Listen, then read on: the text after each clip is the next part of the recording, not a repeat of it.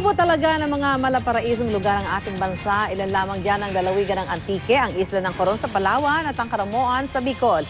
Silipin ang mga yan sa summer gimmick ng ating mga youth scooper.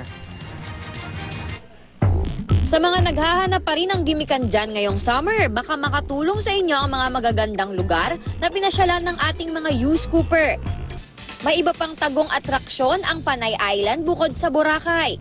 Lalawigan ng Antique ang napiling summer getaway ni youth scooper Nichelle Salibio. Sumabak sila sa boating at iba pang adventures at talaga namang very happy ang kanilang naging bakasyon. Mga kakaibang rock formations naman ang sumalubong kay youth scooper Kevin Manuel sa kanilang summer gimmick sa Karamoan.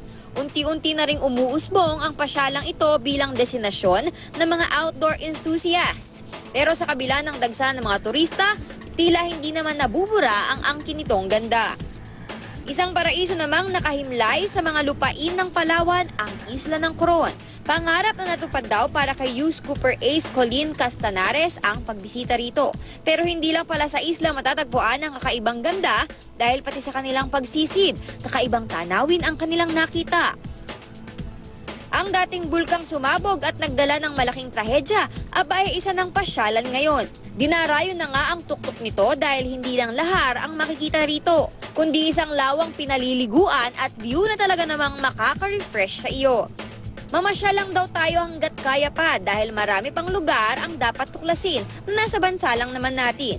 Para sa unang balita, Athena Imperial reporting.